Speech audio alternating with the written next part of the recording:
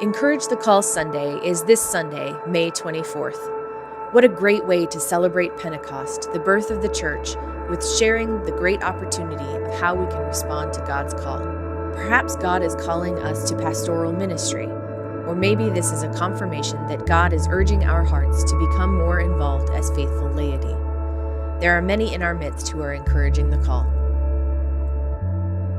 Because I'm on church development, I don't have the direct direct line experience like many of our clergy who are in the local parish. So I have to find creative ways to encourage the call. Certainly, as I encourage leaders to continue to develop and to develop in their congregations is one way. But personally, I get to pour into the life of some 20-somethings right now that I've been mentoring. One young lady, she is now finishing seminary, and she was here with us in the Indiana Conference for 2 summers as a church development intern. Another young woman who just came off the mission field in the Philippines is someone I'm mentoring right now. And again, someone like my niece who's 14 years old and starting to ask questions like, how do you know that God is listening to your prayers? Is a way that I'm encouraging her call, because for me, the first call is to discipleship.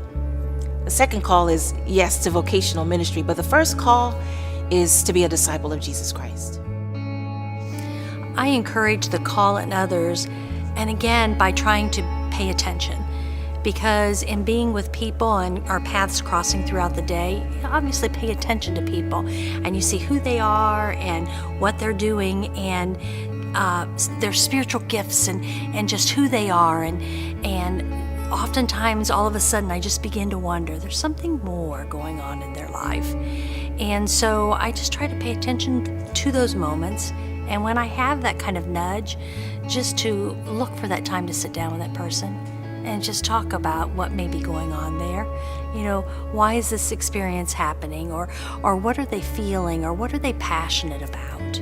So I think it's paying attention and taking the time. First of all, by living it out in my life and living it out with joy, I think that's contagious in and of itself. And then I also like to encourage the call by when you see folks who are just, you can just tell something is going on in their lives, that God is touching them in a way, and you can start to see those leadership gifts or those others' talents and making those connections for people.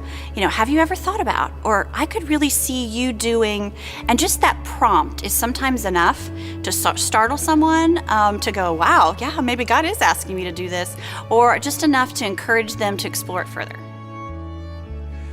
I think the biggest thing in encouraging the call is that in leadership, it's that one of the hardest things to do is to release others sometimes. And to encourage the call, that means you have to build up leaders. And so it's a constant releasing them. And sometimes it doesn't work. Maybe more often than not it doesn't work. But then it does.